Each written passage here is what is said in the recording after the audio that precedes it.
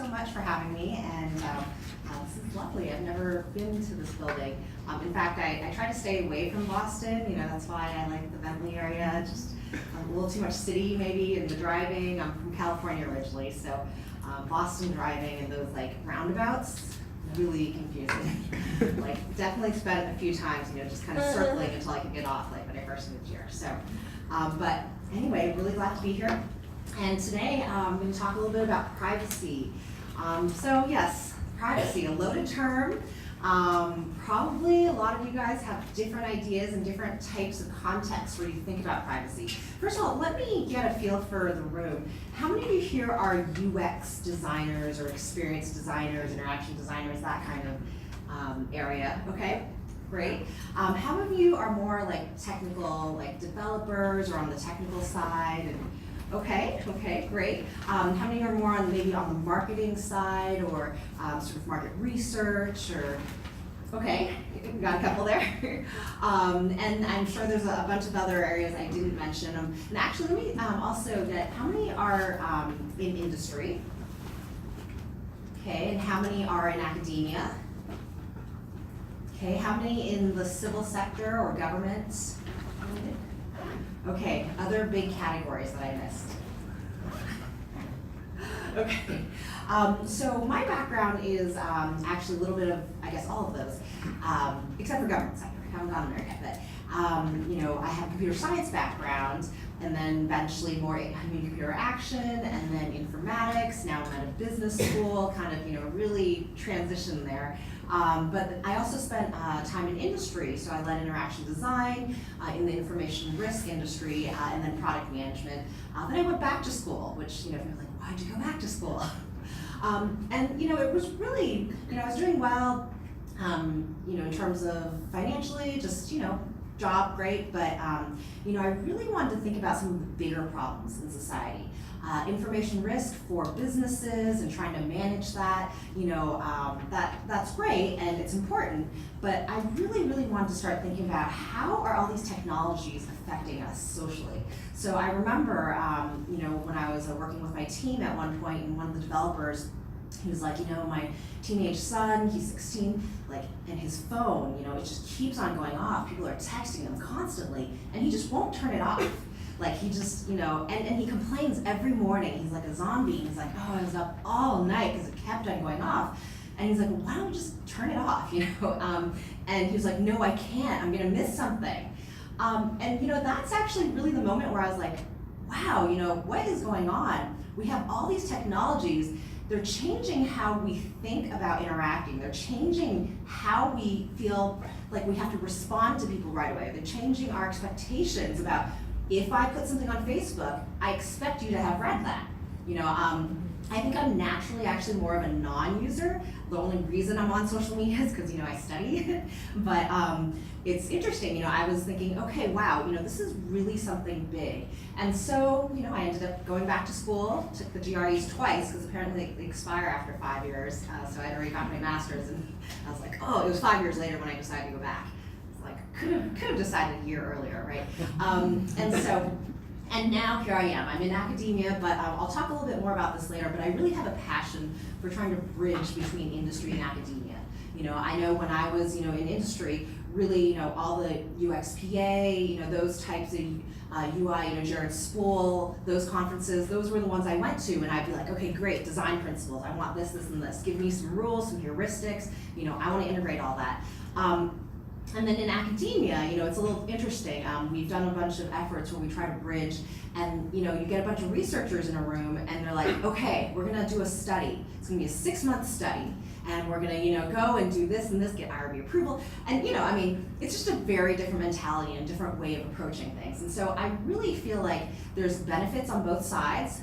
There's definitely a lot of relevance and a lot of, you guys are the ones who are in industry or making product, you guys are making an impact and actually, shaping something that people are using. Lots of people are being touched by.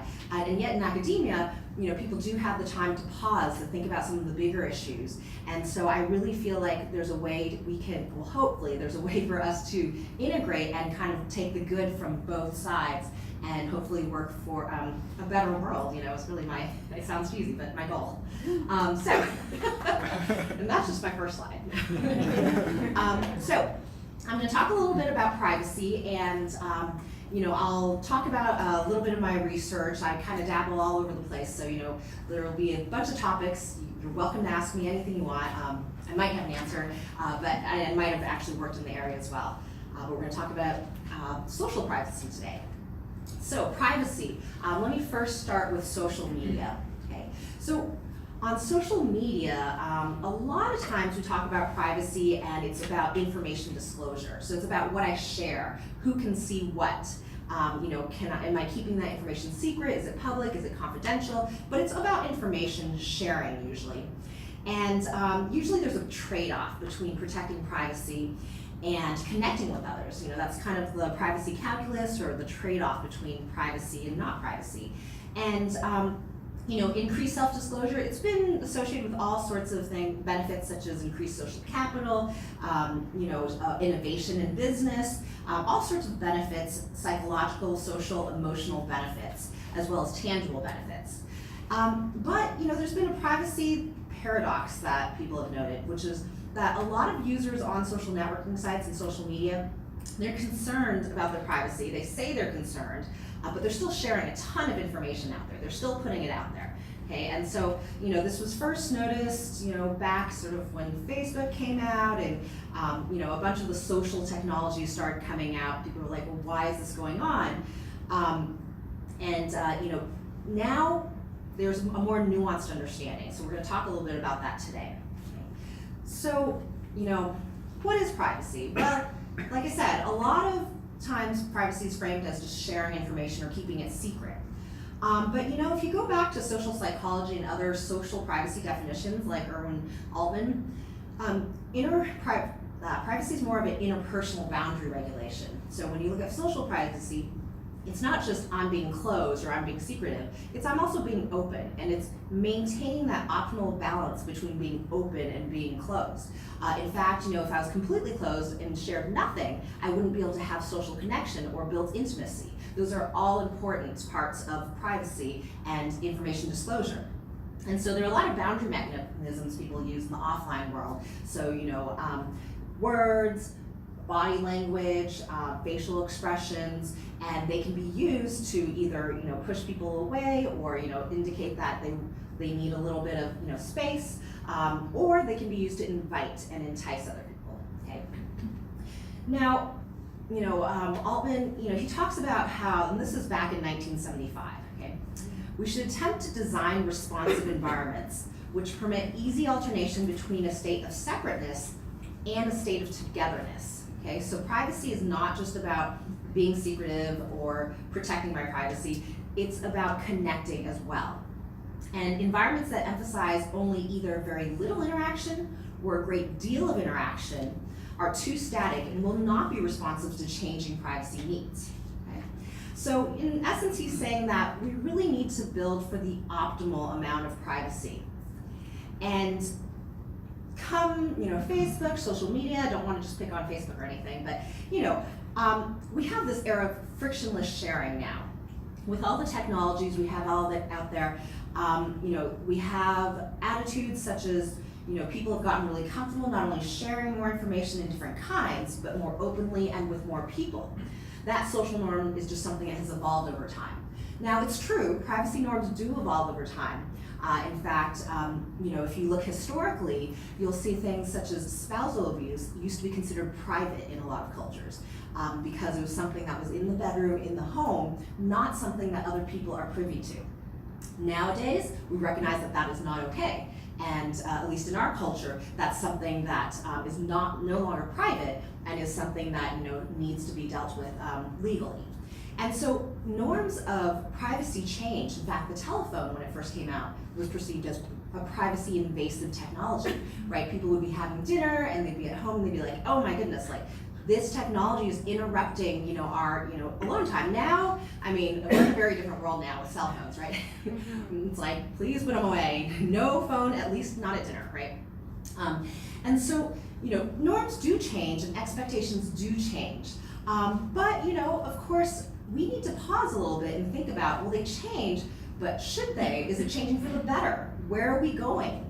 And so, with this frictionless sharing and how easy it is to just post something and have it go viral, is that a good thing? When is it a good thing? When is it not a good thing, right? So, you could ask the question, well, is privacy dead? We share things, they can go anywhere. You know that if you put something on the internet, a lot of the people I talk with, they say, well, there's no privacy. You put something out there, it can go anywhere. You have no idea, right? Someone could save a copy, take a screenshot, there's no privacy. Well, let's talk a little bit more about this conception of privacy as a boundary regulation. So there's different types of privacy. There's informational privacy, so that is what usually is focused on in the media or even in the research literature, and that's just sharing information. But there's also psychological privacy. So that's like self-presentation, the ability to be able to develop my identity or my character without undue influence. And there's also interactional privacy. So I should feel like I don't have to constantly be compelled to interact with somebody. Like my colleague's, grown, teenage son, he's probably married now. He's probably a lot older now. This is a long time ago. My kids are always constantly pointing out, Mom, you got another white hair. And I'm like, oh. It feels like yesterday I was just in school. But so interactional privacy issues where really you're feeling like you are compelled to interact, or you have to respond or be responsive, or that you're accessible. And then there's physical privacy concerns, of course. Some of the more fundamental originations of privacy, at least in the US, came from physical privacy, which is the right to, your king is your castle, right? You can be in your home and you have the right to not be physically invaded or have the government search your home. So a lot of these are different types of privacy.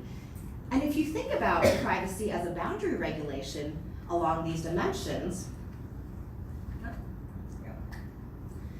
well, disclosing information and withholding information, that's one boundary. It's an informational boundary where disclosing too much or withholding too much information can be as much of a problem. If I withhold too much, then you don't get to know me. We can't really build a bond or have a friendship. Disclosing too much, that's also a problem, as we know. And then there's also a boundary, let's say, of identity. So this is more the psychological privacy. So my identity as a colleague versus as a friend. Well, if I want to appear more professionally, then I want to be able to share certain things or come across a certain way versus more casually and in my personal life, I'd come across more as a friend. So that is another boundary that we regulate in our privacy. And then there's crowding or isolation. So that would be more of accessibility. So if I'm crowded, like there's just too many people in my space, that's a privacy issue. But isolation is actually also a privacy issue. That means I don't have enough connection. So if you think about privacy in terms of this boundary regulation where you're trying to go between more and less along various dimensions, you think of privacy in a very different way. It's not just about being secret. It's not just about who can see what. It's really trying to go through these different facets of our lives and through these different dimensions and to be able to maintain the optimal balance between these different spectrums here. And so I'm going to talk about a few different studies that probe on this. The first one here is research that I've done on location sharing social media. So, when I was doing my dissertation, Google Latitude came out. How many of you guys remember or know what Google Latitude is? Okay, not too many anymore, but it was kind of the first big deployment of a technology that let you know where other people were, so where your friends were. So it's social location sharing. Now it's integrated into a lot of products, right? Knowing your location is really an aspect of a lot of social media.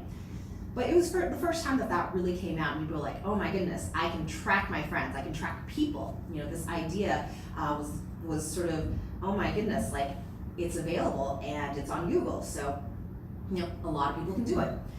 Now, there's a lot of different location sharing apps. There are sort of dating apps where you can find out about people who are nearby. You know, like Singles Around Me is one of them, and there's like a whole bunch of them, you know, Match.com, and you know, they're all kind of evolving into these location sharing type apps now, where you can find people who frequently go to similar locations as you and who were there recently, and you can meet up with them. I see a few looks of horror out there. And then there's also, so there's this one site that you might be looking at the top left there, pleaserobme.com. Who here has heard of that website? Anyone heard of that? Oh, okay, we got one. So what happened was a bunch of researchers created this website, pleaserobme.com. And what they did was they took all of the publicly available Foursquare and Twitter feeds, and they put them together. And they were able to figure out, number one, where you lived and when you weren't home. So they basically had a live feed of everyone who was not home at the moment and the address of that person. A little scary. Now they only kept it up for 3 days because it was more for, you know, a demonstration. They didn't really want to, you know, encourage like theft. But you know, it really pointed out, well, people are sharing all this information and it could be really dangerous. What's going on here? And it was trying to bring awareness. Well, if we look at location sharing technologies, you know, if you look at privacy concerns, well, it's not just about sharing location. It's not just, did I share location? Oh my goodness, that's a terrible idea, right? It's about the expectations of whether doing so will harm your relationship boundaries. Okay? So for example, in one of my studies, we have people who were interviewed about sharing their location, and this is, you know, again, when Google Attitude was coming out, and they talked about how sharing location with old friends, well, you know, if I'm in the neighborhood and enough of them calls me once, you know, drop by, it doesn't seem nice to say, okay, I can't to everyone. So this person talks about sharing their location, coming back in town, and you know, they might have a lot of friends who are kind of like, oh, okay, come see me, you're in town, oh, you have to see me. And he's like, oh, you know, that would be a problem, that'd be a privacy issue because, you know, I can't really say no to everybody. Okay, so he didn't want to do that. But at the same time, the same person, he says, well, you know, with my extended family, it's fine. Because if it's on the way, you have some spare time, why not? But if you're kind of busy, you just say, I'll try, but maybe sometime later. Okay, he didn't have privacy concerns because he didn't expect that the relationship would be harmed if he said no. Okay? And now this one was really surprising to us. And the majority, I'm not sure if it'd still be the same, you know, if I did the study again today, but the majority of folks talked about sharing location with a stranger, and they talked about how, you know, it wasn't actually an issue. I treat it as anyone not online in real life. You won't just go and talk to anyone. You'll say hi or whatever, but that's just it.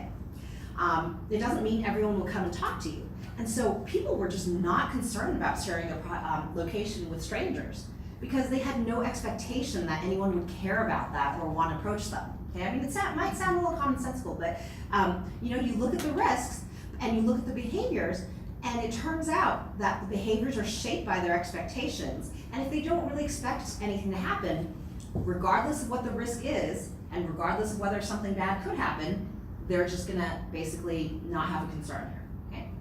And so one thing we looked at was, we noticed that there was a communication style that seemed to kind of drive whether people were concerned or not. We call it the Fyi Communication Style. You might be able to guess a little bit what that means. So, first of all, it was people who, they wanted to know how other people were doing without bothering them, like asking. So they always thought it was a bother, like, oh, I really don't want to bother her, you know. I want to just kind of discreetly, you know, just kind of find out where she is or see if she's available. And they also, likewise, wanted other people to know how they were doing without having to be asked. I don't want her to have to call me. I just want her to know, you know, like when I'm ready to go, I'm going to go. So it was sort of this communication style where they were very comfortable with that. So here, you know, a quote about that. And then lastly, they felt comfortable making inferences about others on social media. So if they saw the location, they'd be like, oh, okay, they're probably leaving work, or oh, they're probably at school working. So these individuals, seeing this information, felt like they could make good inferences based on that. Now, on the opposite end of the spectrum, the people who were most concerned about location sharing technology, they had the non-Fyi communication style. So they preferred to directly interact with people. They're like, why would I go ahead and look at this app to see where they are? I can just pick up the phone and call them. Like, why am I going to go and like try to, you know, stare at this thing? to them it's so much easier to have a direct interaction. And they also were bothered by too much information, so they're like, I'm not gonna wade through my feed and try to figure things out, I'm just gonna call them. And finally, they felt like social media, it didn't really provide enough context. They'd be like, I would never look at that and say, oh, she's at school probably working. Like, I would need to know, I would need to figure that out. And so it was interesting because it was just a different comfort level with what type of information or inferences they could make and how they wanted to do that. And so when we had a survey, a nationwide survey, balanced for a geographical region according to the census numbers, but we basically found that this Fyi communication style, that it predicted people's privacy attitudes, whether they were concerned or whether they were, they thought that technology could increase and enhance their relationships, and that actually predicted location sharing social media usage. And so, it may seem like straightforward, but it's interesting because in a lot of the literature and in a lot of the features you see on social media, it's still about who can see what, and it's still about very much informational privacy, when it's really this higher level desire to communicate that seems to drive people's behaviors. We're doing a lot of research on this, applying to other social media now, like Facebook, LinkedIn, Twitter, Instagram, and we are finding similarly that there is this Fyi communication style and same way that we can measure privacy to predict actual adoption and usage. So anyway, you can chat with me about that later. And then of course, we did try to design for different styles. Here you have real-time location sharing, how that can increase concerns. You also have status, which was useful for people who are non-Fyi, but people who had an Fyi communication style was like, I don't need that. I have all the information I need. It doesn't give me anything additional. So it's really interesting, the type of information that they find useful depends on their communication style. And then also those folks who are Fyi communicators, they tend to find check-in type interactions where the predominant sort of check-in here and it's a one-time snapshot of your location, or sort of request-based interactions where you have to actually request their interaction and get them to reply. They actually found those type of technologies easier to use than non-Fyi. So even though you would think that the request-based would be something that non-Fyi folks would maybe prefer, a more direct interaction, apparently it's still not easy enough. So, really we decided a lot of the current technology is really still geared towards Fyi communicators, and we really need to find a better way of supporting non-Fyi communicators. So anyway, I kind of summarized that already. So another study I'm going to talk about is just managing privacy on social networks in general. So that was specifically location sharing, but what if we expand? Now, a lot of this work is my colleague Pam Wisniewski at University of Central Florida. We work closely on a lot of projects, but she does some great work in that area. And these are her screenshots, so I'm sharing with her permission. She's a heavy Facebook user. I'm the opposite. She literally will message me and say, did you see this on Facebook? Because she knows I don't check. So basically, there are a lot of different types of features out there, right? You can unfriend, you can share your basic information, you can block. Oh, I think I went a little too far. But there's a lot of privacy features on Facebook. And how do people use them? I mean, there's so many, and then who uses them and to what extent? And do people use them to the same extent? And so her research looks at how through interview studies and through surveys, how people use these features and how they feel about them. And she found that the most common Facebook privacy behaviors are basically limiting access control, so that's can friends see it or can friends of friends see it, so like the very basic high level access. And then there's restricting chat or changing your news feed, like what you can see in there, all the way down to, you can see here, the least used is selective sharing, so sharing with only a certain list of people. Okay, I mean that's supposed to be a major way to control your privacy, and yet people aren't really using that. And moreover, their research found that there are different profiles. So people tended to fall into these 6 different profiles with how they use privacy features. So first, privacy maximizers, they're the ones who basically try to, maximize, like don't share anything, don't let anything out, et cetera. And then there are also the privacy minimalists who are kind of like, I can share anything. I don't really need to hide a single thing.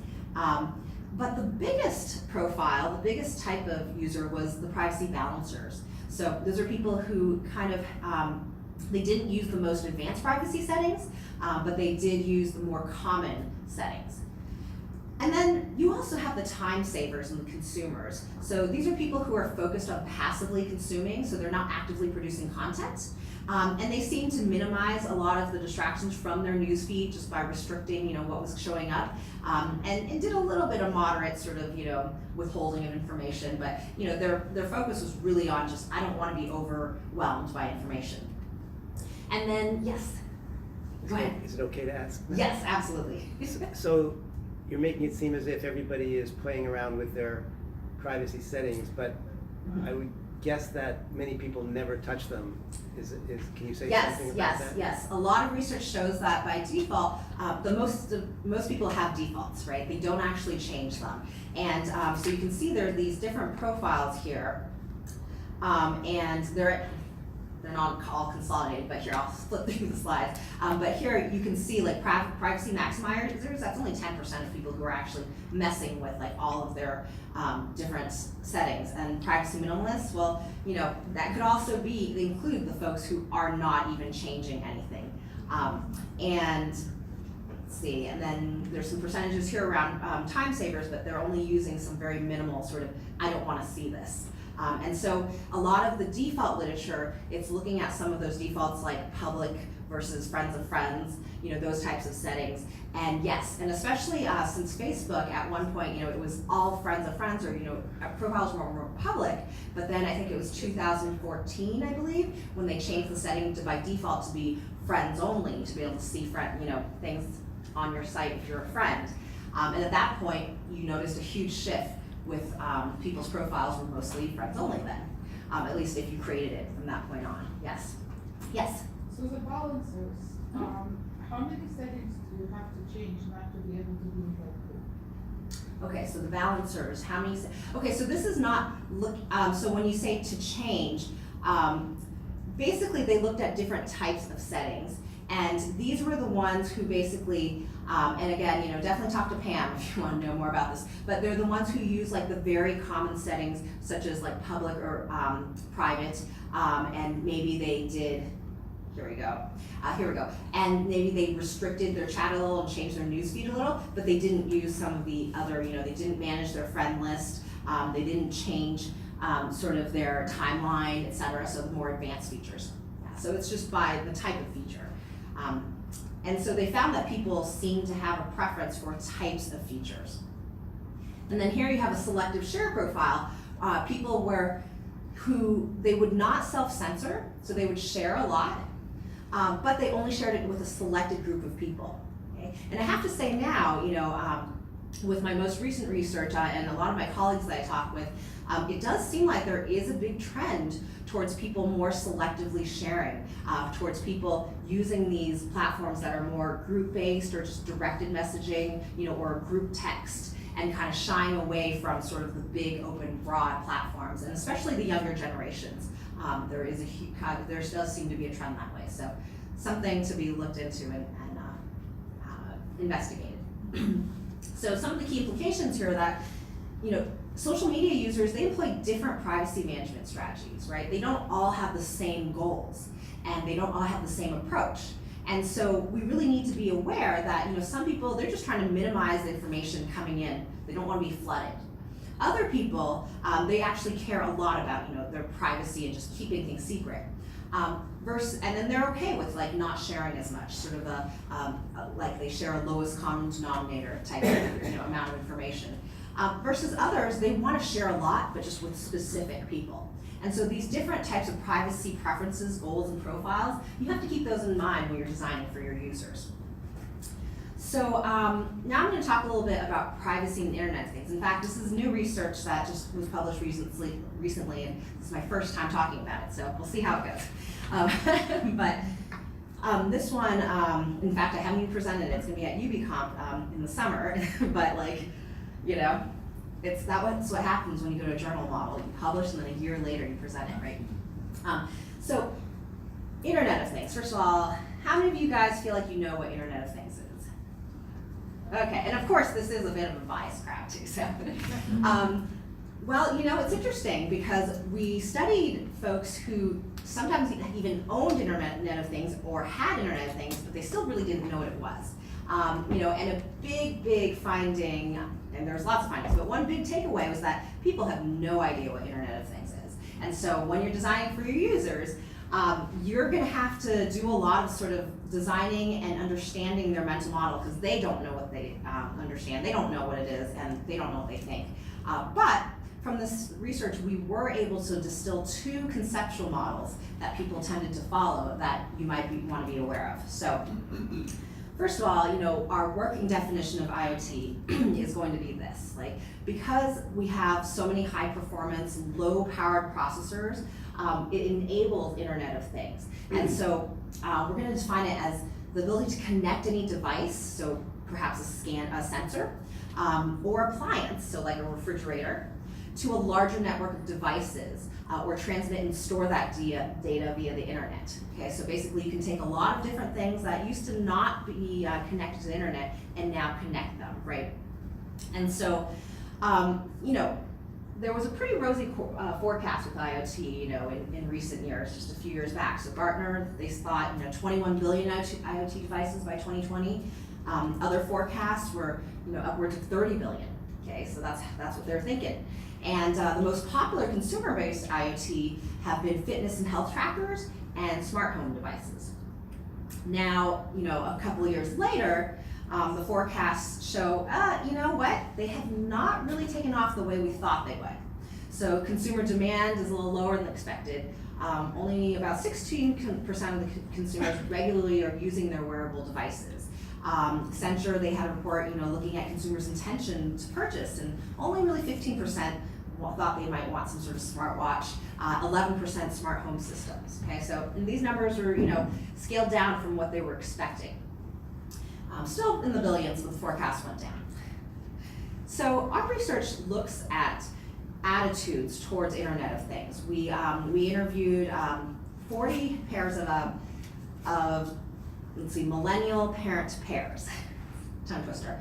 And basically we wanted to look at their attitudes and we wanted to see if millennials, had certain attitudes that were maybe different from a generation above them. And we found adoption and privacy attitudes related not to age purely, but it actually traced back to 2 different conceptual models.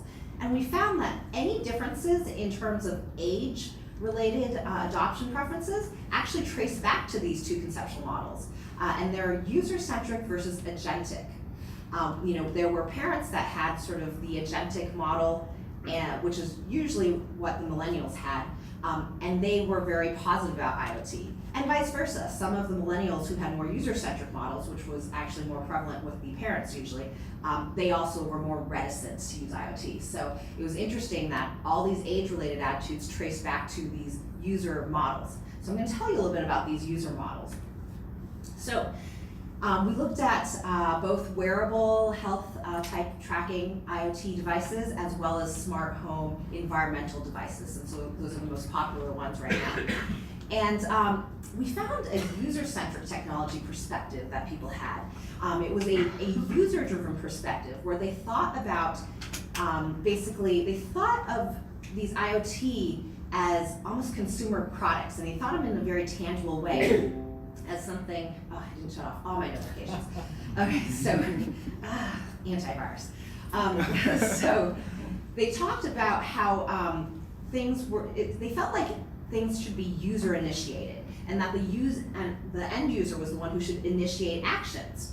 So for example, this quote talks about, in terms of energy savings and stuff like that, energy conservation, if you're not at home, you could somehow remotely decrease the heat, even kind of on the fly at the moment, that would be a very useful thing to have. So he's talking about thermostats here and how it's useful to have remote control. In fact, remote control was one of the most valuable aspects of IoT for a lot of these user-centric individuals, because they thought of the technology in terms of the user driving the usage, the user going and changing that. Now, any of you familiar with the Nest thermostat or any of those smart thermostats? Okay, is that how it's supposed to work? Like, is that the value? Okay, see, like a lot of head shaking, right? The idea behind these smart technologies is that it will automatically detect and it can change and make sure the temperature is where it should be. If you're not home, they can lower it a little bit. When you're there, it might bring it back up to keep you warm, right? And so it was interesting because even after explaining that, to these folks, after getting their initial reactions, they still just really couldn't really wrap their minds around it, and they still have that sort of user-controlled mental model. So here, this user talks about, this is again the thermostats, and they say, if it's sensing a pattern, but then you're not really following that pattern, then it's not really going to be meeting your needs. So they're talking about how they thought of it as a way to initially set the thermostat so that it would have the right pattern. So basically for a week maybe, you would go and it would detect, oh, you're not home at this time. Oh, you are home at this time. And based on that, they could go ahead and set a schedule, let's say, for when it should be warmer, when it should be cooler. And then she complains about, well, but if you're not following that pattern, like the next week, you're there when you shouldn't be, then it won't work because, it detected my pattern. And so really and I'm not trying to say this in a facetious way or anything, but they really were trying to wrap their heads around this whole automatic detection and the value of it automatically kind of, being able to, in real time, do the right thing. But they would keep on going back to this idea, but if something changes, or if there's an exception, or I want something different, it's not gonna work. And that happened with a lot of technologies. They just kept on going back to the idea of, wow, a light that automatically senses, that's terrible, because it's gonna sense that I should come in, and then I might be sitting there and it's gonna go out. It's just, they still kept on going back to these issues that would happen if they didn't intervene or if they did something different. So this idea of automatic sensing and automatically adjusting was not something that they really could wrap their minds around. And in fact, I would go even further to say that a lot of them talked about it as being more of a nuisance, being oh my goodness, I have another thing to worry about. I need to worry about whether that's gonna do it correctly, if it's gonna sense it correctly. To them, it was a headache because now I need to go worry about this technology. So it was a very user-driven idea and very much, I don't wanna use IoT. It's another thing that I need to make sure is running correctly. It's not the value is the IoT is gonna be running correctly, so you don't have to think about it. It's now I need to micromanage, or I need to make sure it's running correctly. Okay? So this was a very prevalent sentiment. And then the focus on the physical was also a very common theme. So the physical and tangible aspects of Internet of Things, they would talk about, oh, that might break, or oh, like this is talking about the garage door. Well, the garage door opening, if the doors are able to be controlled wirelessly, if someone can hack into that, that would have a lot of access to things they would not normally have. Any sort of physical locks would be able to control it. So it's interesting, they very much trusted physical, tangible locks or objects that they knew would be there and couldn't just magically be flipped on or turned off or unlocked, right? And so it was very much a trust in physical and tangible, but also at the same time, that focus on the tangible made it so that they were like, it's terrible because if I have IoT controlling my stove or my crock pot, that means it could turn on or it could malfunction and then I wouldn't be able to turn it off. I would be away from home and then it could start a fire. So this focus on the tangible was very much part of their decision-making process and their mental model. And so that was definitely a challenge that needs to be overcome if you're designing for IoT. And then the last thing about this user-centric perspective is really the idea of permanence. Okay, so data permanence, the fact that one interview we talked about microfiche, like literally compared it to that and how it's like something that's there forever, like you can go back to it and it'll never disappear and you can go back and see what happened. And this focus on, okay, like can you ever get rid of it? No, and it was very much tangible, there's something there and once it's there, it won't disappear. It's not fleeting, it's not digital, you can't delete it. It's like that focus on the physical made them think about how it just will never disappear. So now let's go to the agentic perspective. So the agentic perspective, people talked about the device as a facilitator, something that coordinates multiple actors. And this could be multiple people, or coordinating between my room and me being there, and some other remote person who might show up later, but that the IoT could coordinate that and know where we all were and make the best decision in terms of how to heat the house or whatever decision needed to be made. And this person talks about, this is garage doors again. They all talked about, we had certain examples for them to reflect on in addition to whatever they brought up on their own. And so a lot of them had very different perspectives on the same types of technologies. So this person talks about, I would definitely use those devices for my garage door, because there are moments when I forget and have to drive 10 miles back to see if I close my garage. I think systems where they are able to get a feel of their environment and set it to what it thinks is right, because honestly, I think they make the best choices. Okay, so this interview has a very opposite view from the other one, who's like, no, I don't want that on my garage. I'd rather have a physical lock so no one can break in. This one is more like, oh my goodness, I trust that thing more than I trust myself. And we saw this this attitude a lot with folks who were positive towards IoT, because they really felt like they trusted the device to make a decision and come up with the right choice and to protect them sometimes from themselves. And then here, this interview says, I don't believe they could be problematic, just talking about Internet of Things in general. I believe they were made to make our lives easier. So you can see, again, this attitude of, they trust this IoT to make their lives easier. Now here's where privacy comes into play a little more, which is the focus on the intangible. People coming from the agentic perspective, they talked about a lot of the more intangible consequences of the technology. So rather than the physical, they're thinking more abstractly, or where the information might go, and privacy was definitely one of those issues. So this person talks about maybe your neighbors not liking that they were being watched. So they're talking about the cameras around your house and how that can detect people and sense people. And says, our houses are very close together, and people feeling like they were being videoed of their daily comings and goings, and their privacy is being violated. So, they did think of some issues, definitely. They weren't all, oh, IoT is perfect, fantastic, flawless. They did think of issues, but they focused more on the intangible issues as opposed to the stove, burning the house down. So it was very interesting. Their concerns are very different. And then here, we asked one interviewee about how she thought information was stored in in-home IoT. We tried to prompt on their mental models of where the data flowed and what happened to that data. And this person, as opposed to the other interviewee about microfiche, this interviewee says, it might not even be keeping it, just using the information as a way to trigger some type of action or non-action.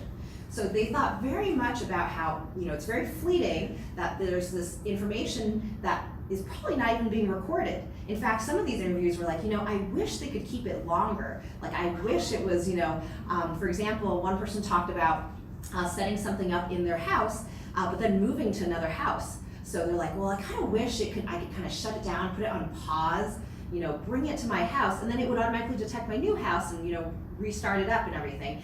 They're like, but it probably doesn't keep the information long enough for that. And so it's interesting. They have very different ideas in terms of how long information is kept, and obviously that is connected to privacy very much, because it's, can you get rid of things? Can you delete things? And in this case, it's no, I actually want it to keep it for longer.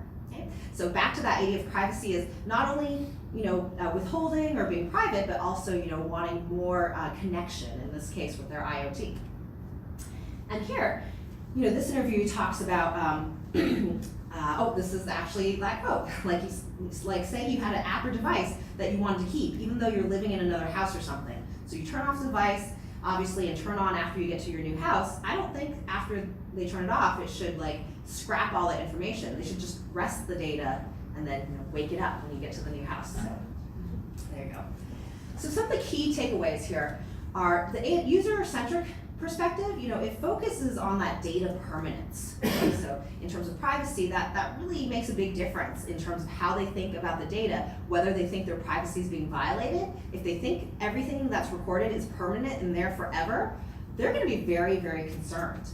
And then they think that physical locks would be better than digital ones, because digital ones are flawed, right? Because you can open something up, and if someone hacks in, that's going to be a problem. And so again, gets back to a different idea in terms of assumptions. And so you do have to think about that and design for that. And then the Gentic folks, they thought of data more fluidly. and they in fact maybe wanted to keep it longer. And they trusted their IoT to coordinate and make decisions. So you have these very different types of design, and so when you're designing for IoT, you really have to allow a broad range of controls, customizable controls, because people have different values and different ways of viewing these technologies, and so they may be more comfortable with either more data permanence or less, and you'll have to design for that. And guard against, the physical failures, especially for those who are user-centric. That is a huge concern for them, actually. And so you really need to make sure that your IoT is not going to be breaking, because for them it's a key concern. And so the last one I'm talking about, and I'm not sure what time you usually go until, in my last minutes maybe? Yeah. Okay, Yes, so kind. Before you go on, just a question about Yes. So, I wonder if there's you have the user-centric and the agentic, and I'm wondering whether there's a function of people's experience with IoT that could determine which they are. Mm-hmm. For example, I have some Nest thermometers, and they were driving me crazy because they were changing the temperature in ways I didn't want them to, and so until I finally shut off all the learning. And so, maybe many of those people's fears are actually quite accurate, because Right. technology in many cases is not working the way it It's should. not working. And we did hear a lot of concerns about that, right? So yes, and it's funny you mentioned, is there a way to figure that out? Because that actually was the next part of my research, that if anyone is interested or working in this area, come chat with me. But yeah, trying to figure out, do you lean more towards needing more control or wanting more control? Or are you more sort of on the side of, let the technology figure it out, and you might kind of just go with the flow, right? And I think, that's something that we could definitely operationalize and try to, we could do it automatically based on behavioral learning, or we could just ask them a few questions, maybe, when you first set up, answer these 5 questions, and then, we'll try to set some good defaults for you. But that's definitely the next step here, which is to figure out, where do people fall? Maybe a little more nuance too with this, right? But these are 2 predominant models that we saw. Yeah. Well, and it seems like it may depend on the device as well. Yes. A thermostat, your house just doesn't heat up immediately. So it's almost more like, that's why people I want to be able to control remotely. It's almost like sense when I'm leaving work, so that it knows that in 20 minutes or something, or 15 minutes or whatever, Right. I will be home. Whereas when you walk in the door, does it turn on the light for you? Right. That's, Right, definitely. So, And yes, so the different technologies and the different affordances, absolutely. I think that will make a difference in terms of preferences.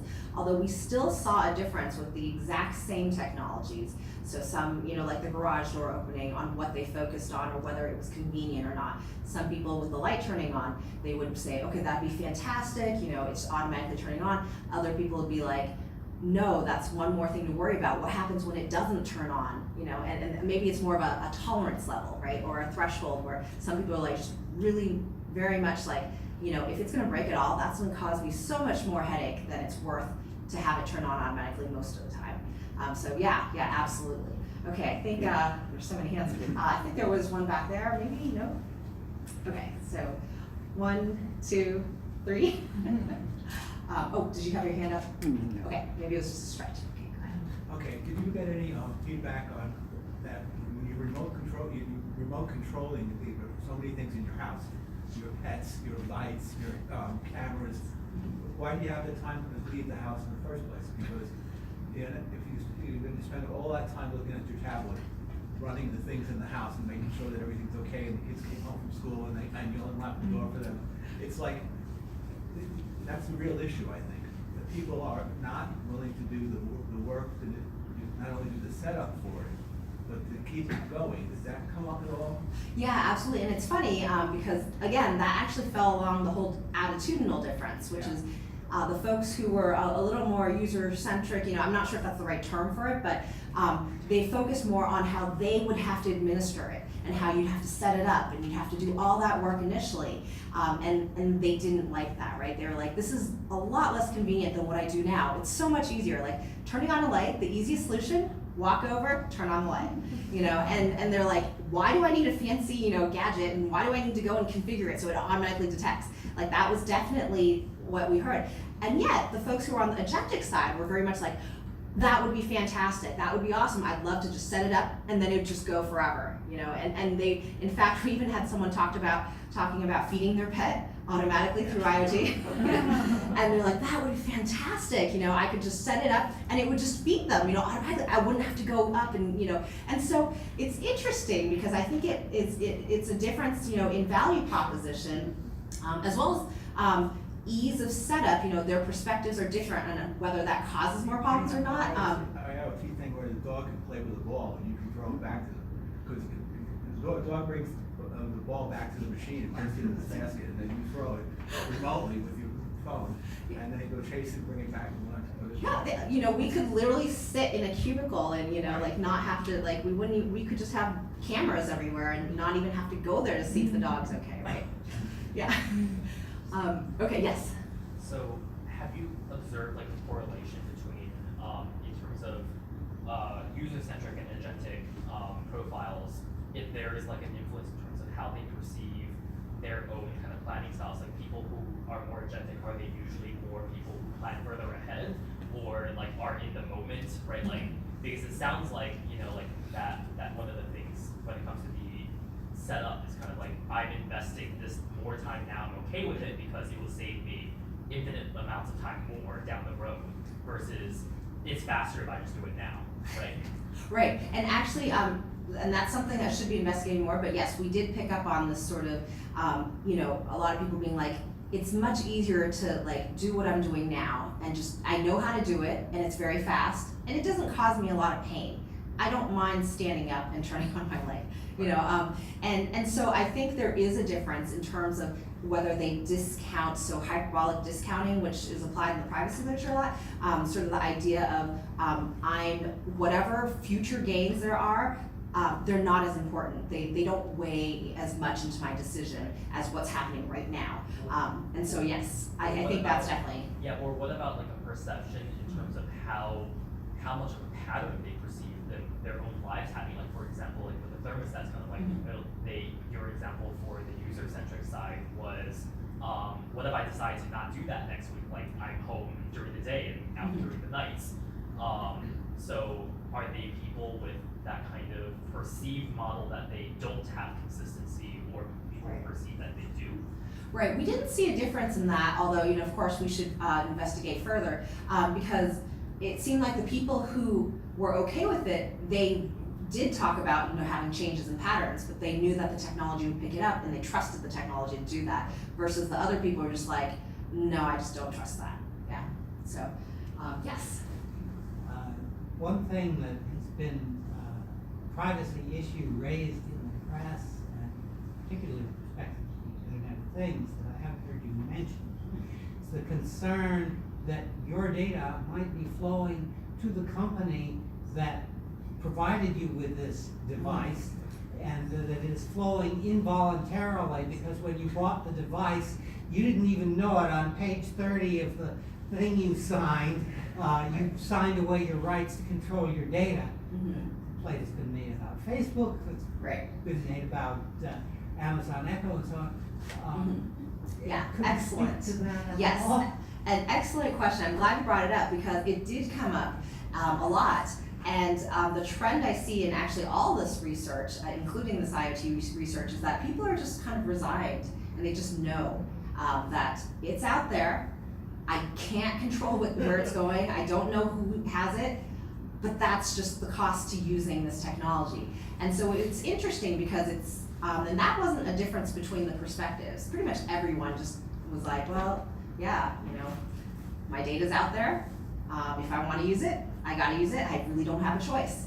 And you know, that says something. It's a little sad, I guess, you know, because from the privacy perspective, again, it goes with the whole cost-benefit analysis, right? It's, well, if I want this benefit, this is the choice I have to make. And there's really no middle ground right now, right? There's not a lot of companies out there that are like, you know, we're gonna try to protect your data and only use a minimal amount. You know, it's not, and especially with US laws, there's not really an incentive to do that.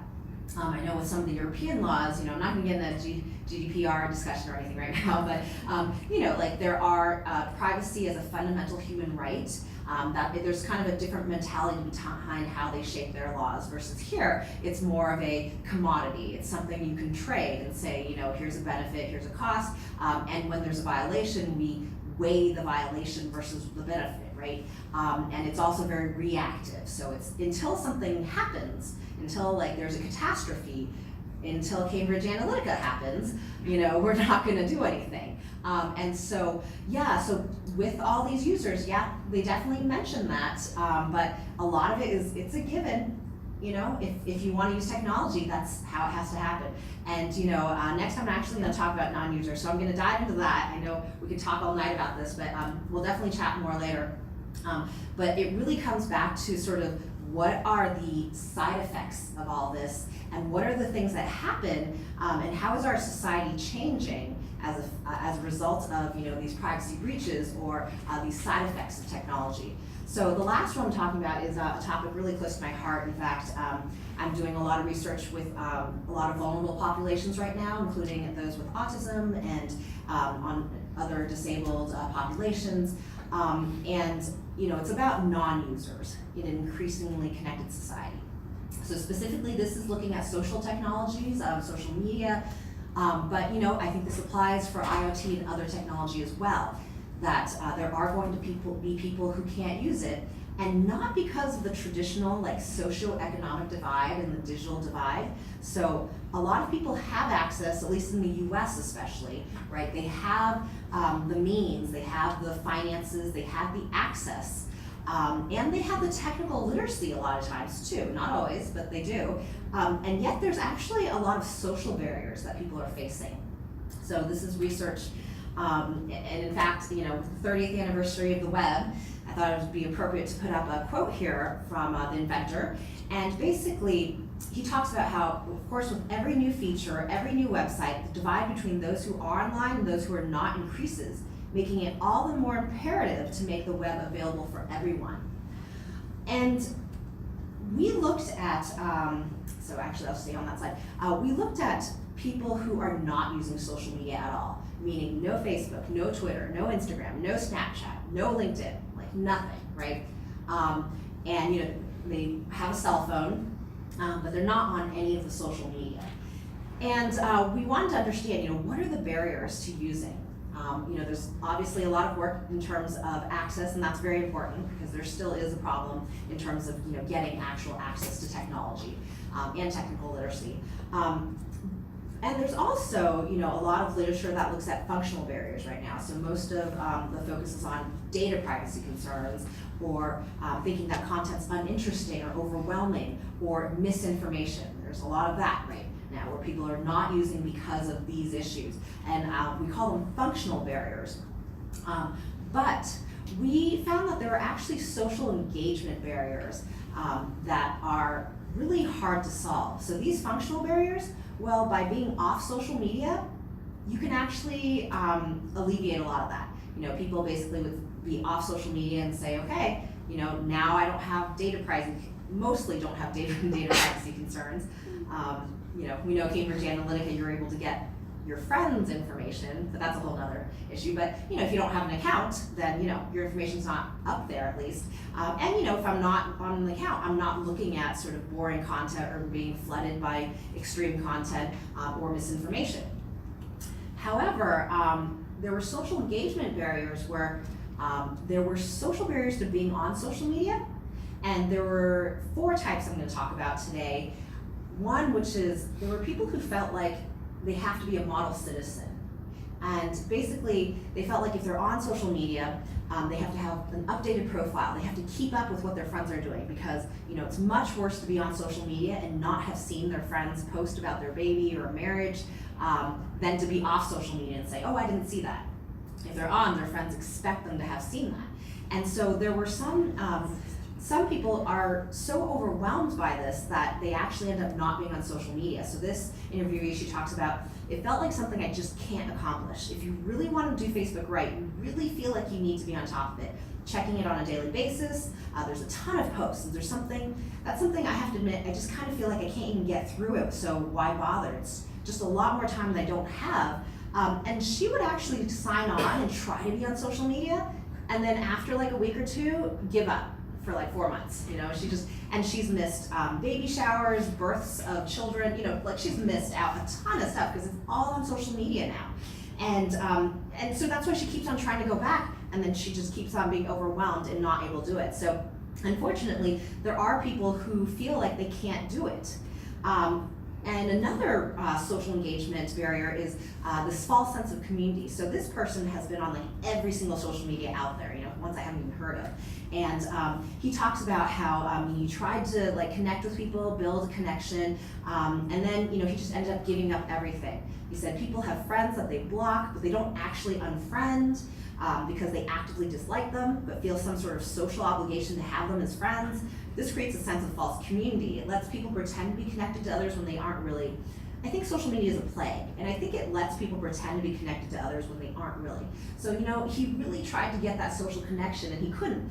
And, it's unfortunate. And in fact, this interviewee, he wasn't comfortable being verbally interviewed. We interviewed him via email because that was the only way he wanted to interact. And so, there are actually a lot of people who probably already socially are disadvantaged and have a hard time, and they try to use social media to get that connection, and yet they can't. So every single time he got a request from someone, he's like, oh my goodness, I knew him in high school and I liked him back then, but I haven't talked to him for 10 years. Like, I don't know what to do. I don't know if I should accept, And so, there are people with a lot of social anxiety that it actually gets worse because of social media.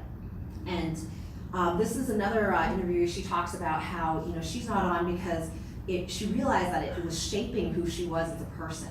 And she says, if I have a bad day, I can say some 4-letter words, throw something, work myself out of it. But if I put it in writing and post it, then it comes back and people come back at me reinforcing how bad it is. And so it'll be like, oh, I had, this tough day, this happened. Someone will be like, oh yeah, that's terrible. Oh, that's awful. Oh, I can't believe that happened, and it just goes on and on. And so it really ends up shaping her perception of what happened and kind of taking her down a negative route. And so she says you don't rely on your own character or your own idea of what's going on, and you can't really work your way out of that. So she just completely stopped social media. And then finally, of course, there's harassment, right? We talk about cyberbullying. In fact, teen suicide is now a national health crisis. And it is a big problem. But we interviewed people, and it wasn't just teens. This was someone with adult children, and she talked about how she was harassed by her in-laws, and basically they're just always telling her what she can and can't do. And then she tried to go on social media. Her adult daughter set her up on there, set all the privacy settings right so that they couldn't see her and that kind of thing, and still somehow they found out about what she posted, and she said it wasn't anything like really bad. It was like who she is, what I like, things like that, and they still somehow found out and had something to say about it. And she said her husband came home mad that she had posted there. She says they tell him what I can and can't do, and he goes along with it. So, her daughter said, you're right, this is not going to be pretty for you, so let's just get you off. And she really wanted to connect. She wanted to find out what her, previous students were doing. She wanted to find out, what was going on in other people's lives, and she felt very isolated because, off social media she loses, on social media she loses too. And so, really that was a theme with a lot of these social barriers. The functional barriers, you can resolve pretty easily by getting off. But the social barriers, these were lose-lose situations. When they were off social media, they still lost control over their identity and who they were because they now had no say and couldn't even see what was being posted about them. In fact, one of these individuals, he said his friends had a fake social media account, Facebook account of him, and would check him into mildly embarrassing places. Probably as a gag, but still, he had no control now, right? And so it's even worse, but he won't go back on because, of these other social barriers.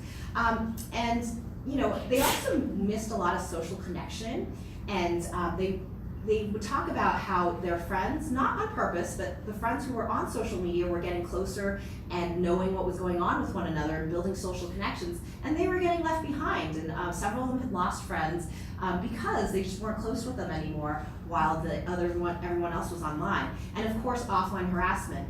Online harassment keeps them off, but offline, they're still being harassed. So, really, I advocate that designing the user experience implicitly designs the non-user experience.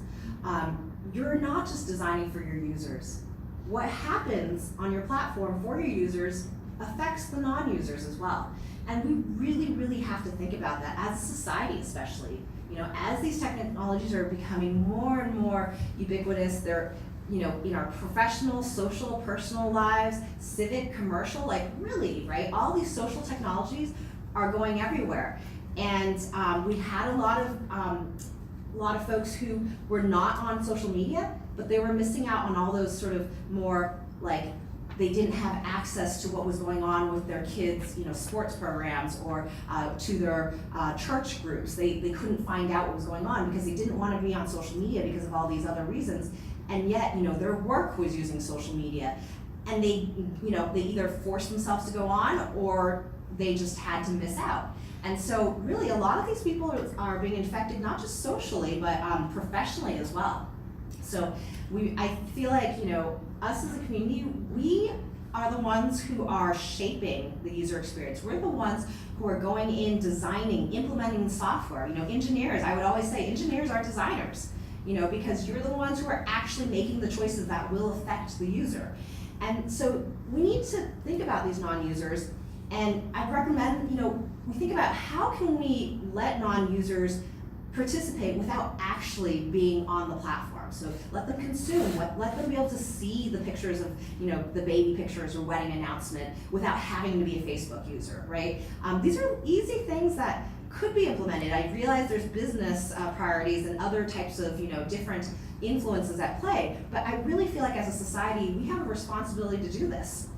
Provide ways to address violations, right? If someone is posting something about you on Facebook and you're not even on Facebook, somehow I should be able to know about that, right? It's about me. And integrating other channels, don't just have it be social media messages, maybe allow some email integration, something that I might be able to use as a non-user.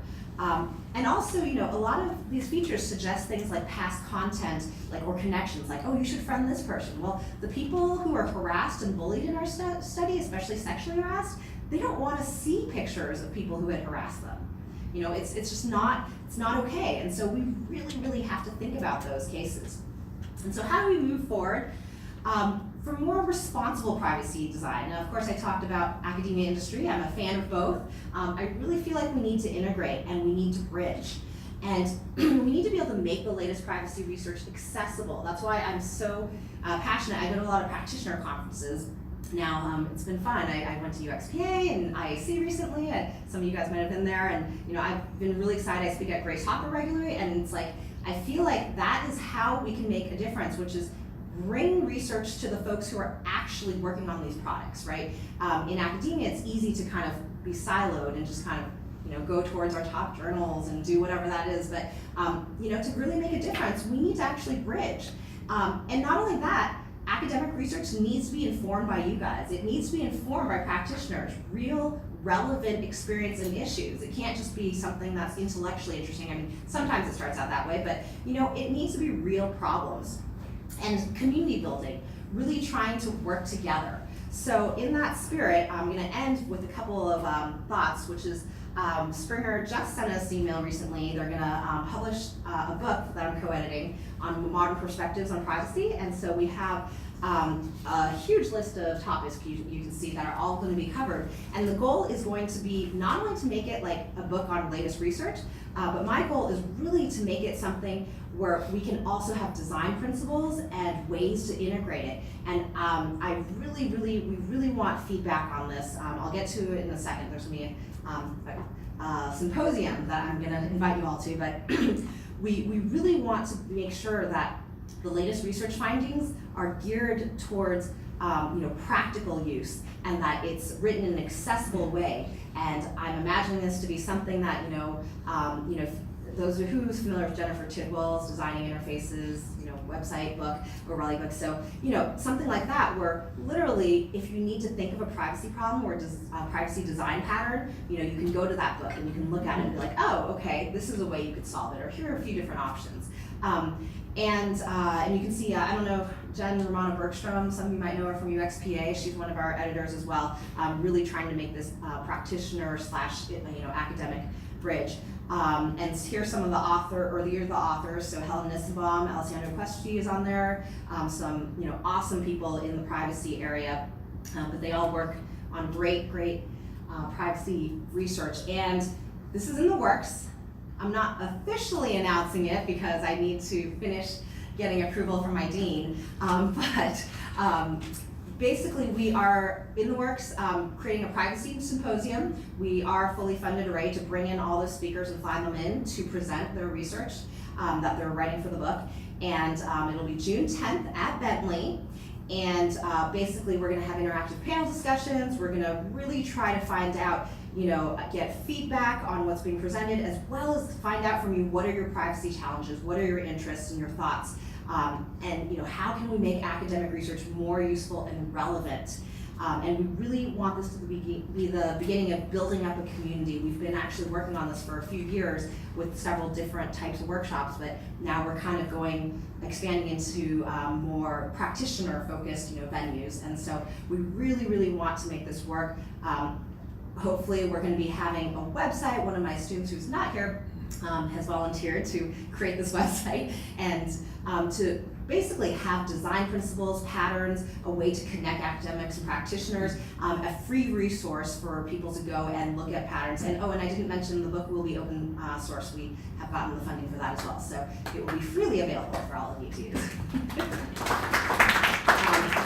So anyway, please email me directly, or you can email the social media center at bentley.edu. I'm the one managing it anyway. I will not spam you. It's just I want to, anyone who's interested in, trying either just finding out about the workshop or participating, or the website when it comes out, or the book, I will definitely email that out to you. But yeah, so that's it, and then I'll open up for discussion, although I've probably way gone over my time, so. No, you're good. You can, Oh, okay. If you want 5 to 10 minutes for questions, you're good. Yeah, okay, great. Well, questions? Yes. So on the IoT, how much does it change the responses if you have a confirmation? Like every single time your light goes off, or the track process is going to just about to go on, and you're still Right. go on, and you say, do you still want it? Right, yeah, and so people did talk about that, having that confirmation, although it's interesting, it came more from the agentic viewed people. They would say, yeah, it should confirm, but I trust it to mostly get it right and then just confirm with me, that's okay. The folks who were non-agentic, who were user-centric, they were very much, even that was not enough. It was very much, something could go wrong with it. That was really their big concern. And it's not even gonna ask me was their concern. And so they just really didn't trust it to ask them or even infer that something might need their consent. So, just very different ways of approaching it, yeah. I also have a question about the agentic Yeah. versus the user-centered model within IoT devices, but do agentic users change their perspective when their devices for the use of someone else, like a video camera looking at the kids or the pets, does that change their perspective? Right, and so when you say change their perspective, you mean like for kids, they were Right. less willing or more willing because of that? Yeah, so, it's interesting, the agentic folks seem to, and so I'm also gonna not make it so binary. Sure. So people didn't necessarily completely subscribe to agentic 100%. There were people who liked that, but there were hybrids as well. So yeah, some of them did have different attitudes towards certain technologies. That's something we're still trying to explore. Does it fall along certain technologies, or does it fall along more like who is the subject of surveillance? And so we're not so sure about that right now. And so we're gonna have to do more research and figure that out. Yeah, good question though. Yes. So, as far as IoT and concerns about privacy, how do people rationalize that the credit card company knows absolutely everything about them, and the nest that has some privacy concerns. Right, so you're saying, the credit card company knows everything about them, so, with IoT, if it knows everything about them, they shouldn't be worried It's because. one and the same person, so this is why, like, I'm just curious, Mhm. why people are not really that concerned with credit cards, but they're concerned with nest kind of stuff. Right, and I think that has more to do with, people actually did talk about how there are a whole bunch of different companies making these Nest thermos, or these different IoT objects, and they're newer companies, so you don't really know. I think it has to do with reputation, so there's a lot, in literature about trust and reputation. Well, if it's a credit card company, it's MasterCard or Visa, well, they've been around for a while, they're really big, there's huge consequences, I think there's less questioning of that, or do you mean like credit card, like going to a website or something like that? No, it's just Yeah. Capital One knows absolutely everything about it. Mhm, right, so Everyone again, it knows goes back. more than my wife Mhm. does, right? Right.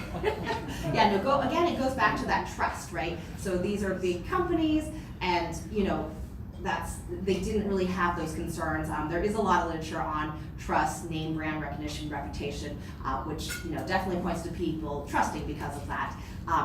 Versus these IoT, who knows where it's going? There's a whole bunch of companies, a lot of them are new, but at the same time, even though they might not trust them, they didn't feel like they had a choice, and it was kind of it's not really a factor because, any IoT I use, the same issue is gonna be there. If I use IoT at all, it's sort of like, it's either all or nothing, and so it wasn't really a factor, yeah. Okay, so I lost track of what order. Maybe this woman here who hasn't spoken yet. I'm curious if you've done any research on collecting biometric data, like people scanning their fingerprint or their palm or facial recognition. Right, so I personally haven't done that research. I know there's definitely research going on in that area. But yeah, there's definitely privacy concerns, but my guess, and based on what I've seen and read out there, is that there will also be different attitudes. Like people will have different inclinations. Some will be a lot more private. I personally, I'm never going to do any biometric data, anything. And my husband posted an ultrasound of our child, when announcing, that, and it had my birthday on it, my full name. I was like, you're married to a privacy researcher, right? So, yeah, so again, because I look at individual differences a lot, that's one of the big, well-established findings, which is people have very different attitudes in terms of how they feel about, data and different kinds of data. So, there's also research in terms of, this is kind of related, not really, but to sharing on social media and the types of information people will share. There's different profiles. Some people are comfortable sharing just demographic data, but they're not comfortable sharing activity data. Some people are comfortable the other way around. They're comfortable sharing their activities that they do or where they are, but they're not comfortable sharing their actually physical address and static information. So with biometric data, I think it may be the same thing where some people will be comfortable with that because they're more comfortable sharing identifying information than activity, and then vice versa. Yeah. So you have no embedded RFID devices in your head? Yeah. No, and that's right. My dog has a chip, I guess, That my husband did that. So, okay, just a comment and a question. Just to be clear, I think you're dealing with a small fraction of things in terms of the Internet of Things, because my understanding is 90+% huge. are Yeah. the non-interactive sensors and Yes, absolutely. I'm looking at consumer IoT Right. and the two most popular consumer IoT to understand consumer models, yes. My question, if you could develop a curriculum for middle school or elementary school or high school with respect to social media and privacy and how it should be used, what would you teach the kids? That's interesting. We are working, in fact, one of my students here, Alexa Stein, she's fantastic. She already has a job, she's starting, otherwise I would, I can still, say she's awesome. But we're working on some privacy literacy videos, and in fact, we're trying to figure out how to leverage YouTube, fight social media privacy with social media. And it's an easy way to go viral. It's lightweight. It's accessible, free, and we're trying to investigate how can we educate people about their, social media privacy. So we're looking at, not kids, we're looking at, more like college and then older adults, but I have colleagues working on children and more school age. And basically, a lot of those concerns seem to have to do more with things like sharing appropriateness, and so it is more, they're different topic areas, and it's more about understanding sort of what you see on there, how you interpret it, not to take everything at face value, those types of more safety-oriented measures. And in terms of curriculum, I'd probably, cover those types of topics, but also like more data permanence, and I think that's covered a lot. My students can tell you more, but I feel like they're telling me all the time they're being trained, by their career center about, what's on Facebook, LinkedIn, don't post things, and so I think there's actually a lot more of that going on now. But elementary school, middle school, yeah, they are getting on social media, even though they're not technically supposed to be on certain things like Facebook. They are, and I think it's really important to try to teach them some of these things now. We can have a whole discussion about this later. My colleague does a lot of research on teens, and one thing is that they think differently is what I was about to say, but like the way that they perceive privacy concerns and react to them is very different than an adult, because in literature, adults usually will react to concerns by actually not doing something or not disclosing something. The literature on teens shows that that's not true at all. Concerns do not keep them from actually doing things. And so she has a lot of work that looks at basically how can you help teens make little mistakes or learn and catch them, with the technology instead of parents monitoring, because that hasn't been shown to be effective. But how can you help them become resilient and learn from their mistakes so that hopefully they don't make big mistakes? So I think with children, I think it may be similar with middle school and elementary school, where they may have to learn. I have a colleague who has built a whole social media platform, because he can't get Facebook to do what he wants, so he built his own. And basically, he has these experiments, and he also is envisioning, he works with Common Sense Media, so if you go to Common Sense Media, you can see some of the material available there where they can learn how to use social media, and it teaches them, and they can make mistakes. So that would be one way to approach that. So that was a long-winded answer, but yeah, happy to talk more about that. There are hands on this side of the room. I don't want to ignore because I'm over here. So Last question. Last question, okay. You get the honors. So in the two categories, the agentic and the user-centered, when you looked at the demographics of the people that you surveyed, what were the likely to be? Right, and so the interesting thing was that, the older people did tend to align with more the user-centric, and the millennials tended to align with agentic, but not completely. And in fact, their attitudes were explained by their model that they subscribed to more than their age. So even though there's a trend, over about half of the the parents, were on the user-centric side, versus millennials, there was maybe one, like almost none. But they were more hybrids. There were hybrids. And then pure agentic, there were definitely more millennials who were pure agentic. But there were like a few, like handful of parents who were that. So, there is a trend, and so the age differences are there, but it traces back to their user model, because the parents who were agentic, well, they had very positive attitudes. They wanted to use IoT, they adopted it, et cetera. And one interesting thing to note, though, is that adoption did not necessarily correlate with your model. So it wasn't that I have IoT and so I'm more agentic and I'm pro IoT. There were actually a lot of folks who were using it and who were not, and they're very user-centric. So, it just spoke to basically, well, if you're user-centric, you're gonna not want to use more of these, or you're not gonna utilize them as much, or they're like, okay, I'm just gonna shut it off, So, anyway, the user attitudes, I think, need to be researched more, because they do shape whether your attitude and whether you're going to adopt future technologies, even if currently you might or might not be using them. Thank you so much.